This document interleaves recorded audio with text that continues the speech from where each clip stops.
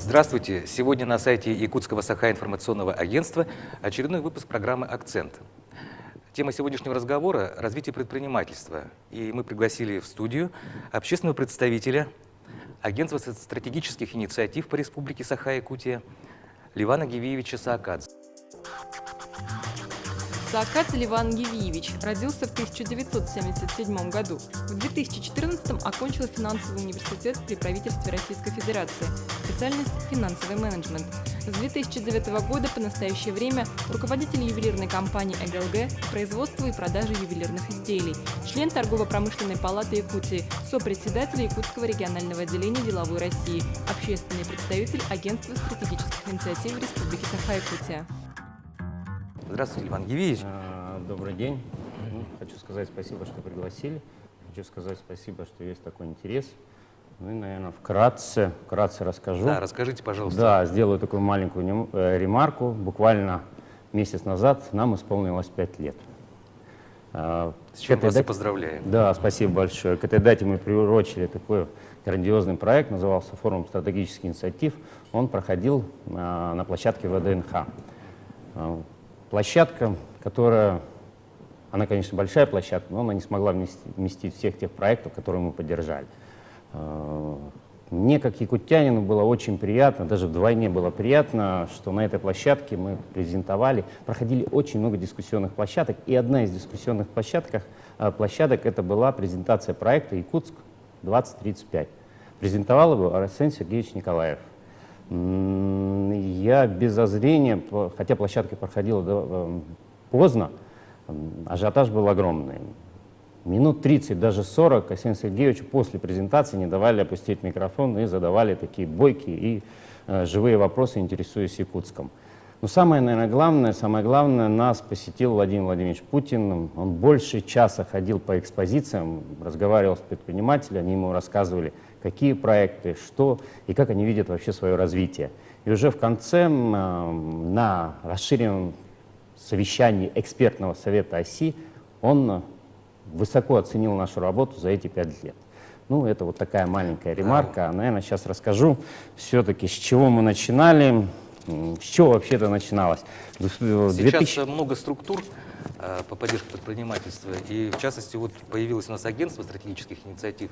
Может быть, не все еще знают. Расскажите, пожалуйста, поподробнее. Да, я надеюсь, что многие знают, и действительно многие знают. Ну вот расскажу тем, которые не знают, нашим телезрителям. Оно было организовано по распоряжению председателя правительства Российской Федерации в 2011 году. Учредителем является правительство Российской Федерации, исполнительным органом управления наблюдательный совет. Как с первых дней, сейчас и тогда, наш наблюдательный совет возглавляет Владимир Владимирович Путин. Как говорится, мы находимся под бдительным вниманием главы государства.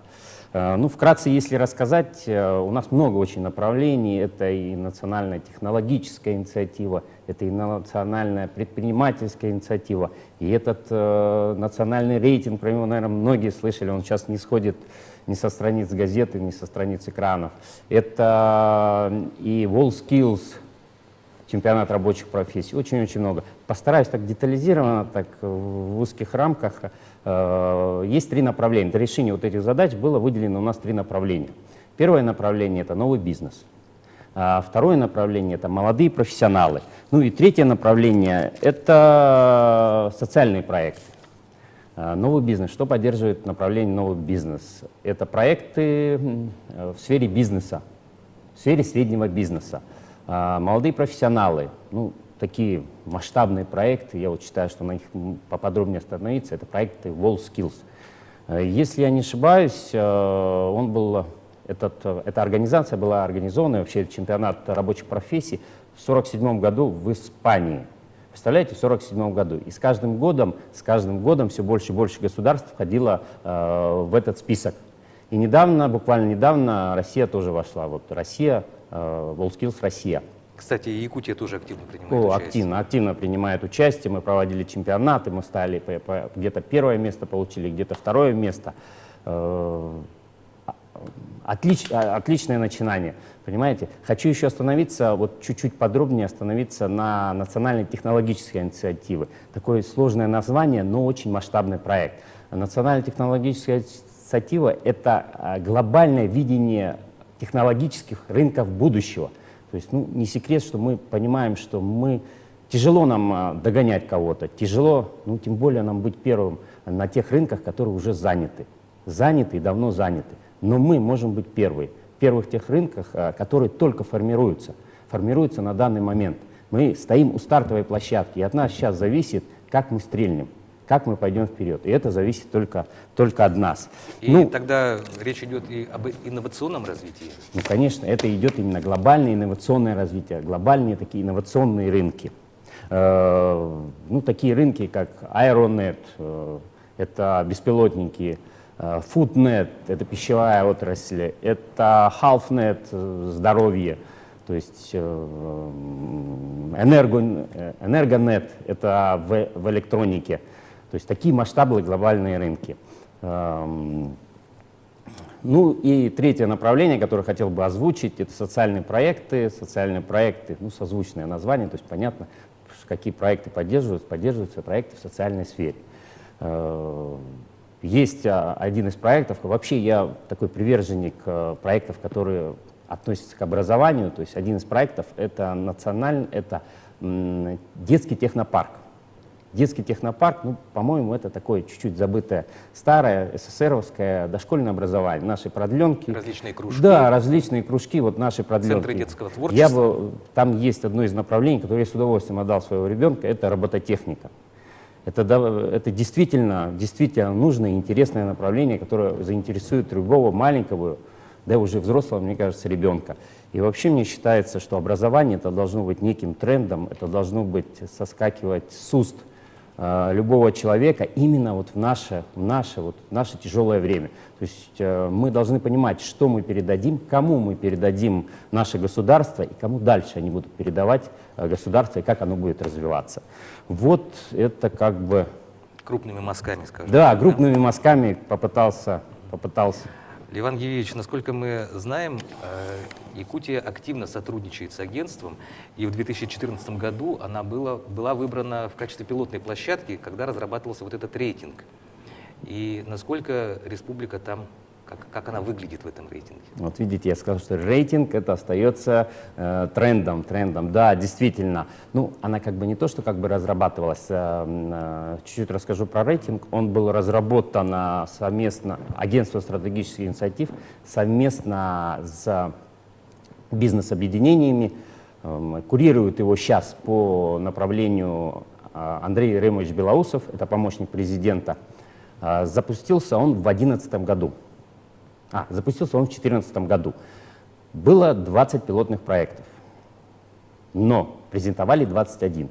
То есть 21-м пилотным проектом по решению руководства, по просьбе руководства нашей республики стала Республика Саха-Якутия.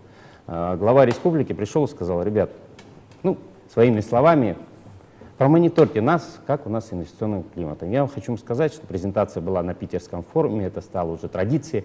Каждый рейтинг, и оно производит фурор, презентация идет на питерском экономическом форуме. Не каждый руководитель, наверное, региона сам с такой инициативой. Не каждый, да, не каждый руководитель. Мы вообще, Якутия, во всех начинаниях оси являемся пилотными. Будь то лучшие практики, будь то региональный стандарт, ну и так далее и тому подобное. Но какое все-таки место занимает республика? Ну, смотрите, презентация у нас была в 2014 году, мы неплохо там отстрелялись, потом масштабно уже там 76 регионов охватили, 230 предпринимателей, это уже 2015 год. И вот в 2016 году уже совсем масштабно мы почти все регионы, 81 регион, 4 региона не попало, потому что не хватило данных. Это 400 предпринимателей, это 8% бизнеса России обхватили. Я, наверное, не буду так вдаваться в технологию, очень она сложная такая. Это не только опрос предпринимателей, это и статистика, это очень много показателей, которые в дальнейшем влияют на показатели, которые есть в этой. У меня вот есть тут такая брошюрка, это некая, я считаю, что это некий карт, вот, интегральный рейтинг, место и так далее и тому подобное. То есть, ну, вкратце скажу, какие есть там направления. Есть 3 направления, всего 45 показателей. Есть 4 направления. Это регуляторная среда, это институты для бизнеса, инфраструктура и ресурсы и поддержка малого бизнеса. Ну, что такое регуляторная среда? Пару этих. Это эффективная процедура подключения. Это среднее количество процедур при выдаче разрешения на строительство. Институты для бизнеса. Ну, понятно, что это механизмы государства частного партнерства. Это доля компаний, столкнувшихся с давлением на бизнес. Инфраструктура. Тоже инфраструктура и ресурсы. Это финансовые ресурсы. Если говорить о инфраструктуре, это оценка качества телекоммуникаций, это оценка качества дорог. Ну и самая такая поддержка малого бизнеса, то есть она сама себя говорит за себя, это вот показатели по поддержке малого бизнеса. Очень важно, что этот рейтинг учитывает мнение самих предпринимателей. Это очень. То есть это не просто органы власти там, отчитываются или там какие-то статистические данные для этого используются, а непосредственно голос самого предпринимателя. 400 предпринимателей, 8% бизнеса в России. Вот. Но это не только показатель. И, наверное, так еще чуть-чуть хочу мазок добавить. Вот это именно карта, где детально видно, где мы планеты все, где мы чуть-чуть пробуксовываем, где мы подхрамываем уже основательно. Я вам хочу сказать и открыто сказать, что есть показатели, по которым мы впереди планеты всей. Впереди планеты всей мы действительно по поддержке бизнеса. Это и наши фонды поддержки, это и центры поддержки, это огромное количество бизнес-инкубаторов, это и технологические парки. Технопарк наш, это и венчурная компания Якутия, ничего не забыл, это и огромный плацдарм для развития, это ТОСЭР, территория опережающего социально-экономического развития в виде технопарка Кангаласки. Ливан, то есть этот рейтинг, он может быть использован как инструмент для привлечения инвесторов. То есть инвестор может посмотреть этот рейтинг и определить, где ему выгоднее вести свой бизнес, куда вкладывать это свои и средства. для привлечения инвестиций, и это больше всего, конечно, тот показатель, где надо продвигаться вперед. Где надо продвигаться вперед, какими практиками мы можем поделиться. Агентство стратегических инициатив — это еще как некий аккумулятор лучших практик. Лучших мировых практик, лучших региональных практик, лучших практик муниципальных. Мы берем это, мониторим на момент масштабируемости и потом внедряем там, где их не хватает, и там, где у них с ними есть проблемы. Ну вот мы поговорили о рейтингах, о таких вот стратегических направлениях. Ливан Гевиевич, мы знаем вас как успешного предпринимателя. Уже много лет вы руководите ювелирной компанией ЭГЛГ. Вот скажите, пожалуйста, как быть тем, кто хочет открыть собственное дело? С чего начать? Может быть, кто-то опасается каких-то рисков, особенно в наше вот сегодняшнее неспокойное время? Вы меня, наверное, простите, я очень хочу воспользоваться возможностью, тем более нас видят огромное количество предпринимателей, посмотрят огромное количество предпринимателей, так как бы настроиться на такой посыл советов. Хочу рассказать еще коротко об одном очень масштабном проекте, который действительно проводится. Это национальная предпринимательская инициатива. Была организована в 2011 году совместно со всеми бизнес-объединениями. Мы работаем только совместно с бизнес-объединениями, с органами исполнительной государственной власти. Было разработано 11 дорожных карт. 11 дорожных карт по тем направлениям, которые действительно тормозят развитие предпринимательства в стране и развитие инвестиционного климата. Они были разработаны в 2015 году, мы их закончили, внедрение. По итогам 400 нормативных правовых актов, которые изменили действительно положение вот по этим показателям. Если в процедурах сократили 40 процедур, если из тех процедур, которые остались, они сократились на 300 дней. Вы слушаете цифры, 300 дней. Это год предприниматель терял, чтобы пройти какие-то процедуры. И сейчас мы проводим мониторинг. Мы проводим мониторинг этих дорожных карт. Действительно ли это остались показатели, действительно это так ли облегчилось, или что-то надо изменить. То есть уже реальные результаты работы? Да, буквально, я думаю, дорогие телезрители, коллеги-предприниматели, займет 10-15, может 20 минут. Войдите на сайт ОСИ, можно на русском, можно на английском, войдите в поисковик, наберите опрос предпринимателя, и вам выдаст ссылку на страницу. И там есть опросники. Посмотрите на них. И в тех опросниках, в которых вы компетентны, в те опросы и те направления, в которых вы пользовались услугами не позднее 6 месяцев, дайте свой ответ. Это действительно нужно. Я, наверное, в поддержку вот этого проекта скажу, от нас и только от нас с вами зависит развитие и куда будет движется наш огромный корабль, светлый корабль под названием «Россия» и Республика Саха-Якутия. Ну так а рядовому гражданину, который захочет открыть собственное дело, Вот, что бы вы посоветовали? вот рядовому гражданину, вы знаете, советовать вообще не мой конек, но я очень постараюсь. Я, наверное, расскажу свою историю, что меня сподвигло стать предпринимателем. Еще в юности, когда я был юный, грыз гранит науки, это было так. Мне попался, очень модный тогда был писатель Роберт Кийосаки. Слышали, может, такого, да? Богатый папа. Да, американец японского происхождения. Да, по-моему, его первая книга была «Богатый бедный папа». Вот. Она меня настолько впечатлила, я не буду вдаваться в подробности, но сам факт, который описывался там, мы неправильно воспитываем детей, и то есть мы сами неправильно воспитаны. Мы не должны работать на деньги, и не должны работать на кого-то, а деньги должны работать на себя. Это поломало мое мировоззрение, и мне кажется, я после этого не работал на кого. Вы знаете, мне вот по мере истечения лет, по мере вот этого опыта, я хочу сравнить, как было тяжело сейчас и какие просторы открыты у предпринимателя сегодня. Коллеги, мы не могли представить, что можно было зарегистрироваться, получить 2-летние налоговые каникулы. Мы никогда не могли представить, что в виде гранта можно было получить финансовую поддержку на открытие. Коллеги, мы не могли представить, что можно было, защитив свой проект, получить поддержку в виде бизнес-инкубатора с комплексом услуг. Мы действительно не могли это представить. Кто-то скажет, раньше было легче. Да, раньше, но мы и теряли раньше легче. Сейчас более надежно.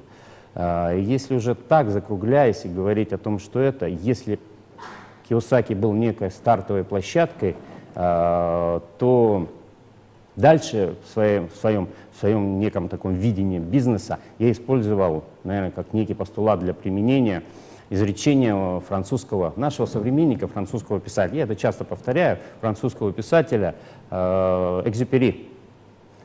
Он сказал такую очень умную фразу, которая очень тонко и очень ярко отразила те направления, те задачи, которые должен решать предприниматель. Он сказал, цель без четкого плана и настойчивости – это мечта. Уважаемые коллеги, уважаемые друзья, предприниматели, люди, которые стремятся стать предпринимателями, я четко знаю, что у вас есть цель, я знаю, что у вас есть план, я знаю, что вам не отбавлять настойчивость. Я очень жду вас в наши ряды. Спасибо, Ливан Гивиевич, что пришли сегодня к нам в Спасибо, студию. что пригласили. Сегодня гостем программы «Акцент» был общественный представитель Агентства стратегических инициатив по Республике Саха-Якутия Ливан Гивиевич Саакадзе.